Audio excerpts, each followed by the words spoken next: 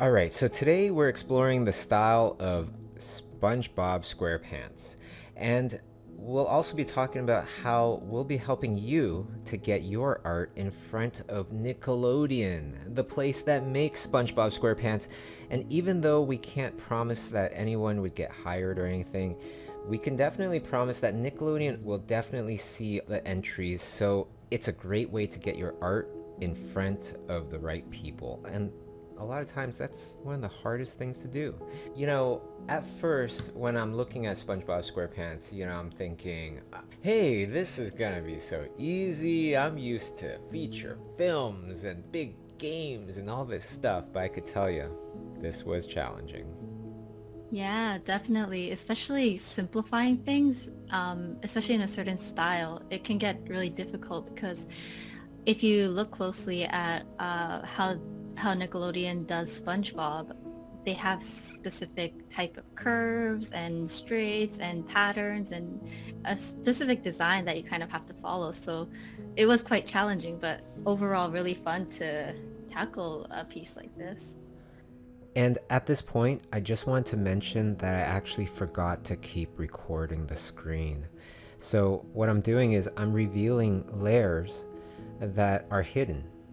Okay, and just a more entertaining way of showing them. But I am showing you everything in the order that I did them all in. So in a sense, it still is a process video. Now, this wasn't easy, and I really challenge everybody to try this out. Because you never know until you actually try. And I'm so glad I did.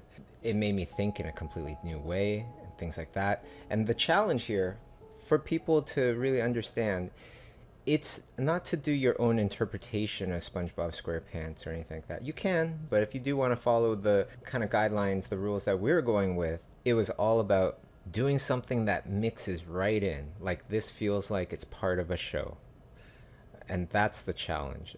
And that's what we want to show all the Nickelodeon people as well, that you can do the SpongeBob SquarePants style too. Yeah, and maybe another thing we should emphasize is you have to do this solo. Bobby and I did collaborate on this, so you wouldn't need to find a partner to tackle this challenge with. Yes, and you can definitely tell why we're asking you to do them solo as well, because for people that follow our channel here, this channel, we're very much about spotlighting the artists behind our favorite things. And sometimes we have to take the initiative and we gotta actually spotlight the artists before they start making our favorite things. And that's what this challenge is all about. It's like, can you do this?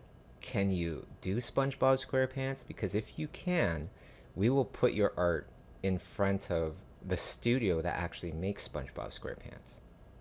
Our new little initiative. I love it. Hmm. Giving people the opportunity. Now, the other thing about this is that we will be reviewing the top 10 finalists with Dave Cunningham, supervising director of SpongeBob SquarePants, on the official Nickelodeon Twitch channel. The winner will be announced by Nickelodeon themselves, and that winner will be invited to stream with Masay and I on my YouTube channel, where we will be able to help spotlight you and your art for over 250,000 subscribers. Really trying to help turbo boost some people's careers here. So go to the details of this video to find out more information about how you can participate. And make sure that you read the instructions carefully. Now, one thing about this challenge, Masay, of doing an official Nickelodeon contest was that they have a lot of legal things that they need to deal with. So to be eligible for the contest, you need to reside in America. But that doesn't mean that you can't still just participate. If you don't live in America, you have different instructions. Just read along with the instructions and your art would be seen as well.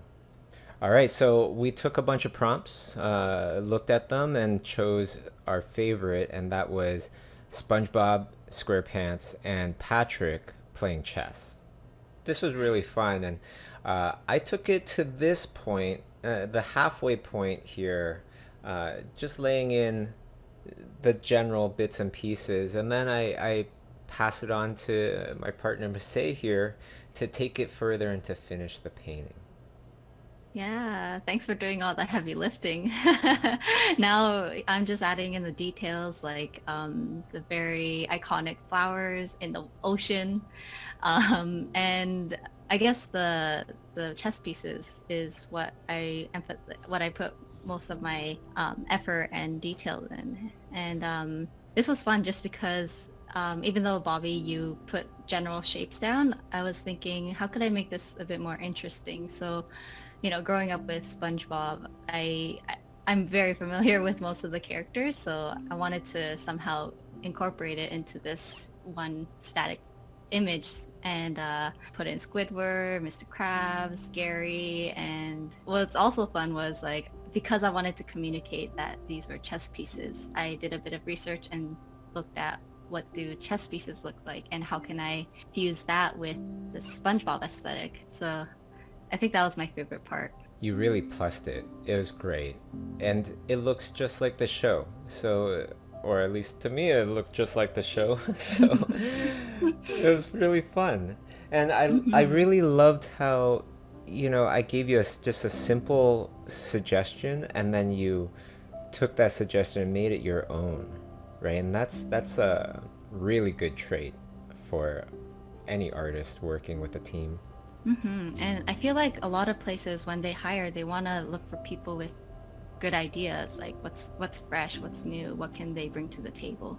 Yeah, and for people wondering, because this video is obviously it's sped up, my part, it took me approximately, I would say, staring at the screen included and not doing anything, it took me about an hour. What about your part, Masay? Yeah, my part took yeah, a lot of staring, researching a bit, painting, erasing, total of an hour or so. Great. So it actually wasn't that bad. And of course, our scene, it is a little simpler, I would say, because it's not like an establishing shot. It's two close-ups of Patrick and SpongeBob. You thanked me, but I'm actually thanking you because when you look at everything that you needed to paint, it was far more intricate than my little SpongeBob and Patrick there. Thanks. Yeah, I guess because they were the main focus of this piece, it'd be nice to add that kind of detailed touches to it.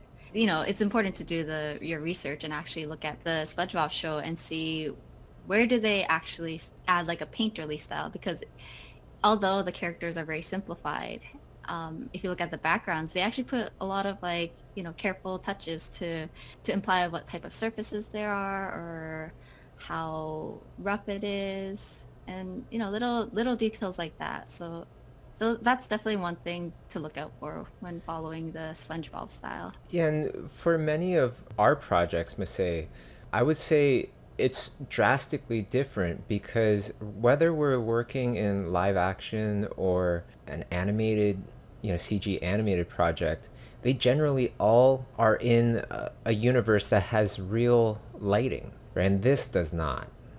So that was the biggest kind of hurdle for me.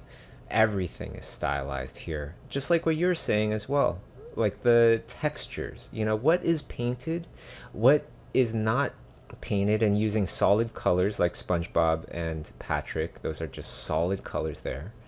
And then what kind of stuff should be textural? For example, the chessboard. There's a little bit of texture there. There's not much, but if there was no texture at all, it would look weird. It wouldn't really fit in, I don't feel.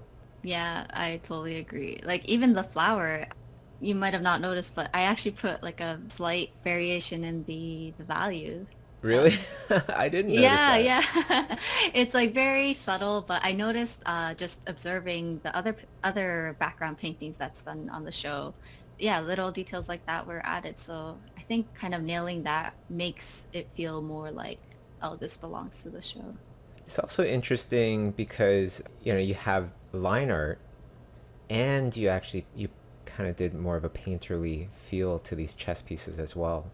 I felt like a fit, but it's just interesting to see you come to that conclusion. Yeah, I guess it was like just seeing how other things like the objects in the backgrounds, how was it done before, and even the line quality was pretty interesting to check out. Like some parts were thicker and some parts were thinner, especially when it's like a harder rock surface. They would stipple these little dots here and there to add that stylized look to it.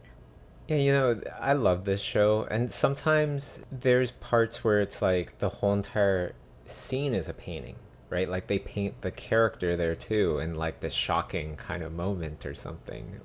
Yeah. I love those ones. So, it's like when you really get into it, then people will start to see the very advanced and very thoughtful decisions that are made by all the artists that work on SpongeBob. Where are you going to paint? Where are you going to have it more like cell shading?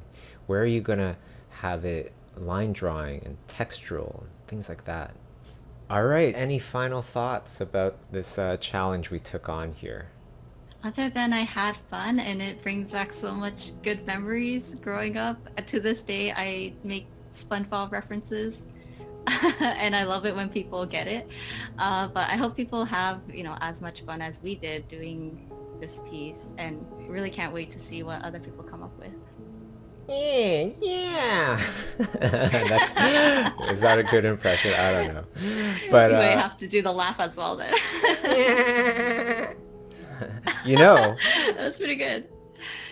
I actually got to spend some time with the voice of SpongeBob SquarePants, Tom Kenny. He was the voice for my show, Nico and the Sword of Light. He was a character in there. We got to actually do a little press thing together at San Diego Comic-Con, and we're walking to the place to, where press is going to meet and stuff. This mother and daughter approach, and the mother recognizes Tom Kenny and stops us and says to the daughter and says, "Do you know who this is? This is SpongeBob." And the daughter looked all confused, and Tom Kenny, he's so awesome. He obviously has had a lot of experience with this, so he just tells the little girl, "Shut your eyes, just close your eyes." And then he does the thing where he's like, it does the impression and goes, and then the girl's eyes just light up. It's so awesome. It's so funny. Man, that must be such an amazing moment. Just like a TV show come to life, like literally. Oh my gosh. Yeah, if it was a moment for me, which it absolutely was, I loved it. It must have been a mind-blowing moment for the little girl. That's awesome. All right, everybody. So good luck out there. Go to Nick Animation on Instagram. Go to the profile. There you'll find the link to all the details for this contest.